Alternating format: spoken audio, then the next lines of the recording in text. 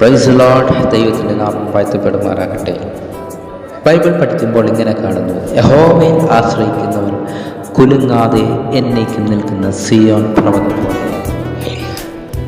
ഇന്ന് ഈ സന്ദേശം കേൾക്കുന്ന നിങ്ങളോട് കർത്താവ് കൈമാറാൻ പറഞ്ഞിരിക്കുന്ന ഒരു പ്രവചന ശബ്ദം: യഹോവയെ ആശ്രയിക്കുന്ന നിൻ്റെ ലൈഫിൽ തകർച്ചകൾ വരത്തില്ല. യഹോവയെ ആശ്രയിക്കുന്ന നിൻ്റെ തലമുറകളുടെ മേൽ തകർച്ചകൾ വരത്തില്ല. യഹോവയിൽ ആശ്രയിച്ച് നടക്കുന്ന ഒരു ദൈവഭക്തൻ്റെ ലൈഫിൽ കർത്താവ് അനുഗ്രഹങ്ങൾ കൊണ്ട് അവനെ പുറത്തു കൊണ്ടുവരും.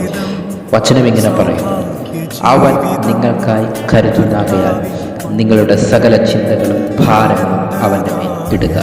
ഇന്ന് ഈ സന്ദേശം കേൾക്കുന്ന നിങ്ങൾ യഹോവയെ ആശ്രയിക്കുന്ന ഒരു ഭക്തനാണെങ്കിൽ, യഹോവയെ നോക്കി യാത്ര ചെയ്യുന്ന ഒരു മനുഷ്യനാണെങ്കിൽ, വചനം ഇങ്ങനെ പറയുന്നു: അവങ്കലേക്ക് നോക്കിയാൽ പ്രകാശിതരായി അവരുടെ മുഖമോ ലജ്ജിച്ചു പോയതുമില്ല. ഇന്ന് ഈ സന്ദേശം കേൾക്കുന്ന നിങ്ങൾ യഹോവയെ നോക്കി യാത്ര ചെയ്യുന്നുണ്ട്, ദൈവത്തെ നോക്കി യാത്ര ചെയ്യുന്നുണ്ട്, നിങ്ങൾ പ്രകാശിതരായിത്തീരും. ഇന്ന് ഈ സന്ദേശം കേൾക്കുന്ന നിങ്ങളുടെ ലൈഫിൽ ദൈവം വലിയ കാര്യങ്ങൾ ചെയ്യാൻ പോകുന്നു. എത്ര പേർ വിശ്വസിക്കുന്നുണ്ട്? നമുക്ക് ഒരുമിച്ച് പ്രാർത്ഥിക്കാം. സ്വർഗീയ നല്ല പിതാവേ, ഒരുമിച്ച് പ്രാർത്ഥിക്കും. ഈ സന്ദേശം കേൾക്കുന്ന സകലരുടെ ലൈഫിൽ കർത്താവ് വലിയ കാര്യങ്ങൾ ചെയ്യണം.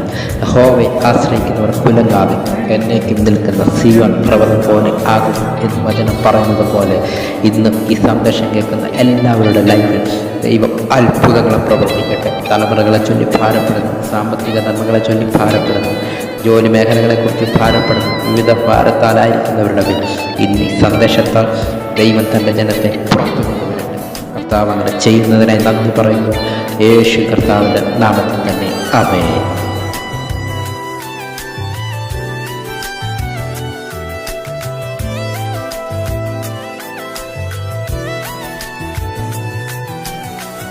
ഇത്ര നല്ലിടയൻ, ഉത്തമ സ്നേഹിതൻ, നിത്യനാം രാജാവൻ കൂട്ടാളിയാണ്.